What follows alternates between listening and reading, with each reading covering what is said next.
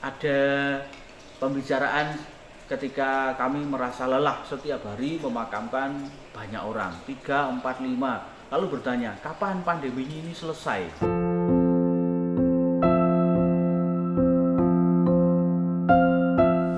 Begitu banyak kisah kemanusiaan di masa pandemi ini. Merelakan diri, menolong sesama, berbela rasa. Inilah kisah relawan bela rasa.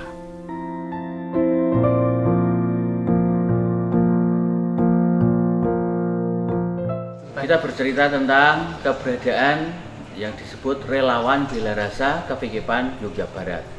Kalau ditarik ke belakang, pada awalnya adalah di masa pandemi kita bersama-sama sebagai gereja KVKPAN Jogja Barat mencari cara bagaimana supaya gereja itu tidak hanya berpikir mengenai keselamatannya sendiri, tetapi juga tetap hadir bersama-sama masyarakat, merawat umat yang sakit dan merawat masyarakat yang sakit. Lalu mulai ada panggilan kerelawanan bagi teman-teman yang ada di paroki-paroki. Kami waktu itu membuat permohonan ke paroki-paroki supaya sejauh ada dan sejauh memungkinkan, jika ada teman-teman yang mau ambil bagian dalam persaudaraan relawan tanggap darurat pandemi COVID itu, kami akan membuatkan pelatihan-pelatihan. Lalu mulai terkumpul sekitar 30-35 orang dari berbagai paroki di KVKPAN Jogja Barat. Kami mengundang BPBD untuk mengedukasi kami bagaimana kita memahami pandemi COVID itu secara menyeluruh, lalu di mana kita bisa ambil bagian. Pada hari itu juga teman-teman itu bahkan sudah ada yang ditantang, kalau ada yang mau berani. Hari itu juga sesudah pelatihan ada pemakaman, lalu kami mulai ambil bagian di situ. Ada pelayanan untuk pemakaman, ada pelayanan untuk pasien COVID, ada pelayanan untuk orang-orang yang sakit di rumah atau menjalani isolasi mandiri, ada pelayanan untuk melakukan dekontaminasi. Saya juga bahkan pergi ke beberapa rumah umat yang menjalani isolasi mandiri di rumah mereka masing-masing, lalu mengajak mereka berdoa, menyemangati, dan ternyata itu juga berdampak bagi kesehatan mereka, meningkatkan imunitas mereka, meningkatkan semangat hidup mereka. Tentu itu semua kami lakukan dengan menjalankan protokol kesehatan. Sejauh kami juga selalu didampingi dan diarahkan oleh BPBD. Nah, dari situ kemudian muncul aneka macam pembicaraan, misalnya kerelawanan yang terus bertumbuh. Kemudian pada suatu saat ada pembicaraan ketika kami merasa lelah setiap hari memakamkan banyak orang, 3, 4, 5. Lalu bertanya, kapan pandemi ini selesai? Nah, waktu itu rasa-rasanya yang dinamakan sebagai vaksinasi itu masih amat sangat jarang. Lalu dari meja kerelawanan itu kami mencoba merunut, kami ini kerja di bagian hilir. Nah, di hulunya seharusnya juga perlu digarap. Dulunya yang kami anggap di hulu itu apa? Vaksinasi. Lalu kami bersama dengan Romo Vikep dan beberapa Romo yang lain mencoba mencari jalur bagaimana paroki-paroki bisa ambil bagian dalam penanganan COVID itu, menyelenggarakan vaksinasi yang beberapa hari kemudian mulai terjadi sampai saat ini. Lalu para relawan masih berusaha melakukan pelayanan-pelayanan sampai hari ini. Lalu kondisi pandemi sudah mulai melandai. Pembicaraan selanjutnya saya kepada mereka adalah, saya bertanya, sesudah ini apa yang akan Anda lakukan?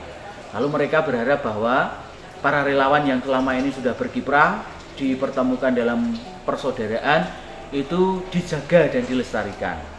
Nah, karena itu kemudian saya meminta kepada Romo Sutomo Karina supaya diizinkan untuk membawa para relawan ini ada di bawah payung kerelawanan Karina. Nah, sejak itu kemudian ada pembekalan-pembekalan, bahkan juga ada yang disebut pembekalan dasar atau sekolah untuk relawan 6 minggu berturut-turut supaya para teman-teman itu belajar dengan sungguh-sungguh, mengumpulkan kembali pengalaman-pengalaman mereka, direfleksikan ulang, lalu dibingkai dalam apa yang disebut sebagai bela rasa. Jadi kita melakukan ini semua bukan karena harga diri kita saja, tetapi ini semua kita lakukan karena kita disemangati dan mendapatkan teladan dari bela rasa Kristus sendiri. Kristus yang berbela rasa kepada kita, lalu kita yang memperpanjang kasihnya itu kepada orang-orang yang membutuhkan. Itu semua memang kemudian kami pelajari bersama-sama kami batinkan, kami perdalam lagi dalam aneka macam pelatihan bersama dengan Karina. Nah, itu awal mula terbentuknya relawan Bela Rasa Kevikepan Yogyakarta Barat.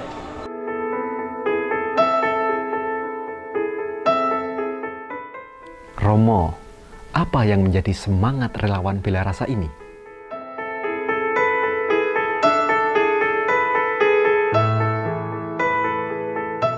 Dari namanya sendiri, namanya kan Bela Rasa. Ini semua terjadi karena kita disemangati oleh Bela Rasa Kristus kepada kita. Maka ketika kami memakai label relawan pada diri kami menantang diri sendiri. Untuk apa? Untuk berani memberikan pertama-tama apa yang kami miliki. Kita jadi relawan itu yang pertama-tama kita bisa sumbangkan apa? Yang ada padaku ya hanya tangan dan kakiku, ya itulah yang akan kita sumbangkan.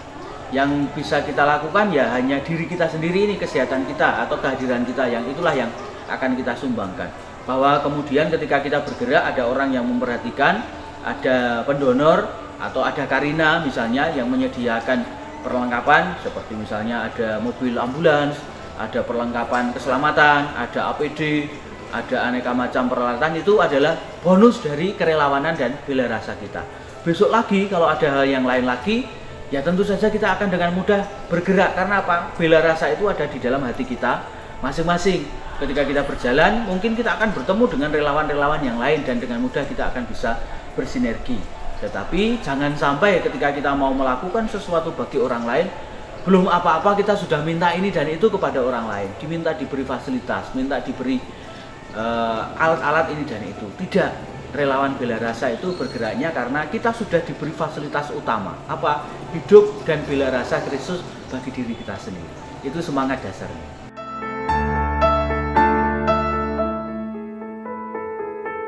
Lalu, siapa saja Romo yang terlibat dalam relawan bela rasa ini?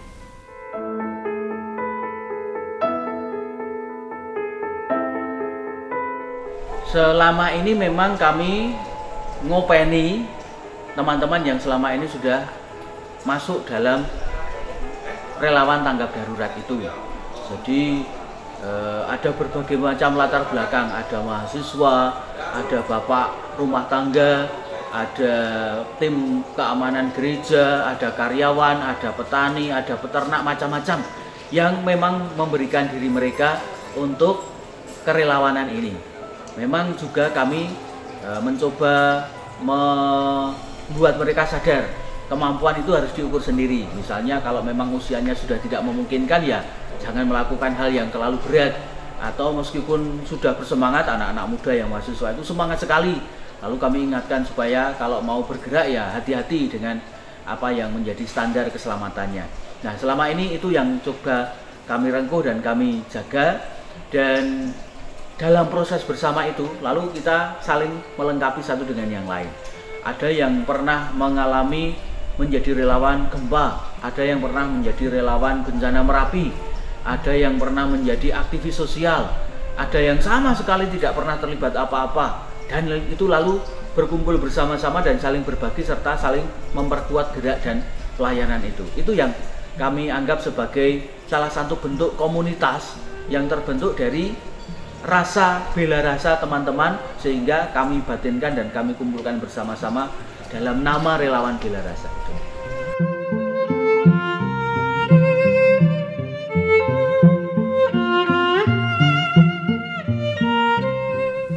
Setelah pandemi ini selesai, lalu bagaimana Romo dengan nasib para relawan ini? Apakah berhenti atau masih lanjut?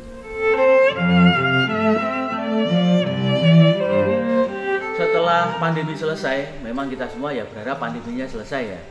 Lalu kami memang belajar kepada Karina. Kami mengibaratkan Karina itu kan seperti BPBD-nya keuskupan atau seperti Basarnasnya keuskupan.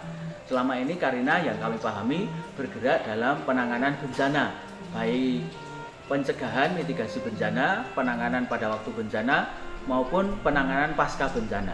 Nah, karena kami menginduk di bawah Karina, sebetulnya gerak utama kami nanti adalah dalam urusan kebencanaan. Kalau di Kevikepan Yogyakarta Barat, kita tahu bahwa sebetulnya kePKPAN ini ada di zona bencana, berbagai zona bencana, mulai dari zona bencana Merapi, zona bencana longsor misalnya di daerah perbukitan Menoreh, atau zona bencana iklim di pantai, angin, dan lain sebagainya. Itu sebetulnya menjadi bidang gerak yang selama ini dilakukan oleh Karina. Antara lain itu yang nanti akan kita cermati bersama-sama dan kita lakukan.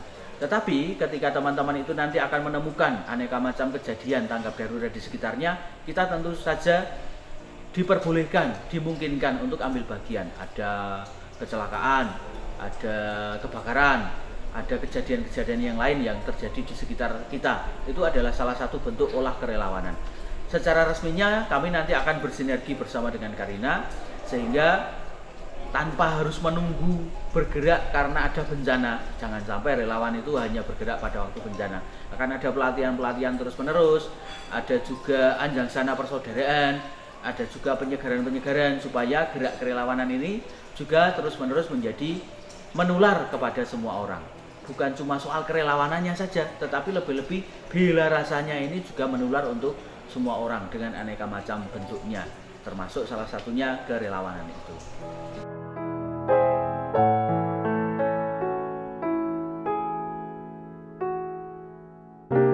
Tetapi itu mungkin saja karena bela rasa kita sebetulnya tidak terbatas oleh waktu, tidak hanya terbatas oleh jangkauan area atau jarak, tetapi kita bisa bergerak bersama dimanapun Karina bergerak. Akan ada panggilan-panggilan seperti itu, dan sejauh teman-teman itu nanti menyanggupi, kita bisa saja bergerak bersama-sama.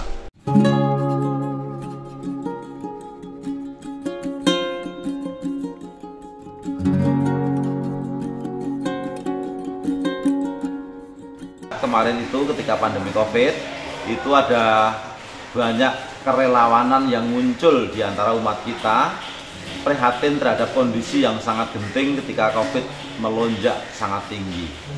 Mereka tergerak hatinya oleh belas kasihan, lalu para relawan ini berkumpul, berembuk, berdiskusi, mencari hal-hal yang safe dan aman, lalu akhirnya bergerak untuk membantu mereka yang mengalami kesulitan. Dan selama kurun waktu hampir 2 bulan, gerakan mereka sangat luar biasa.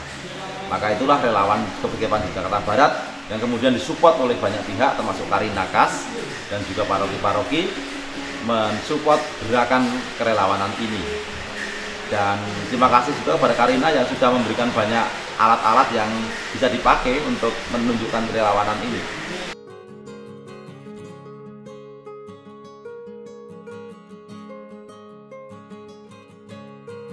Harapan saya, para relawan, itu namanya relawan ya rela hati. Rela hati untuk membantu sesama, dan urusan kita tidak hanya COVID. Urusan kita itu banyak, urusan kemanusiaan itu banyak. Kita punya alam yang sungguh-sungguh sangat perlu perhatian. Kita punya cuaca yang sungguh-sungguh perlu diantisipasi. Kita punya kontur sosial yang sungguh-sungguh perlu diantisipasi. Maka harapan saya, relawan ini tidak hanya berbicara soal atau bergerak dalam hal COVID atau darurat kesehatan, tapi juga darurat bencana alam, darurat bencana sosial, juga darurat macam-macam hal, termasuk juga mitigasi dan penanganannya. Saya yakin teman-teman relawan akan mampu ke sana, karena dilatih juga oleh Karina, dan mitigasi bencana apapun itu pelan-pelan kita hadapi bersama dengan semangat bela rasa.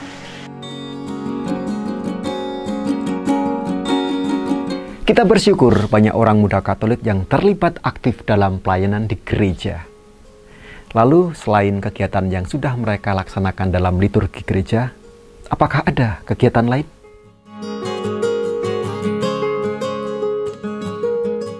Gereja Katolik itu punya 5 kegiatan. Yang pertama adalah kegiatan liturgi, yang kedua adalah kegiatan pewartaan, yang ketiga adalah kegiatan persekutuan persaudaraan, yang keempat adalah kegiatan pelayanan, dan yang kelima adalah kegiatan kesaksian. Jadi kegiatan gereja itu tidak hanya kur, tidak hanya berliturgi atau di seputar altar.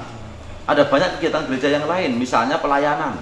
Kita bisa memberikan tugas pelayanan, entah di dewan paroki, entah di kelompok-kelompok kategorial yang lain. Kita juga punya tugas kesaksian, bersaksi bahwa gereja Katolik itu gereja yang dicintai Yesus Kristus yang dipanggil untuk bergerak bersama seluruh komponen bangsa. Kesaksian, para relawan itu bersaksi, ini loh, saya ingin terlibat dalam kesulitan negara yang sedang menghadapi pandemi. Bersaudara, kita tidak hanya bersaudara dengan orang Katolik, kita bersaudara dengan orang-orang yang tidak Katolik juga, dengan banyak pihak di negara ini. Itu. Kemudian juga pelayanan-pelayanan termasuk kerelawanan ini adalah pelayanan yang sungguh-sungguh dipentingkan, diperlukan. Bahwa melayani gereja tidak hanya sekedar melayani altar, tapi juga bisa melayani masyarakat. Di partai politik, di media sosial, pewartaan-pewartaan yang baik itu dapat Anda sampaikan.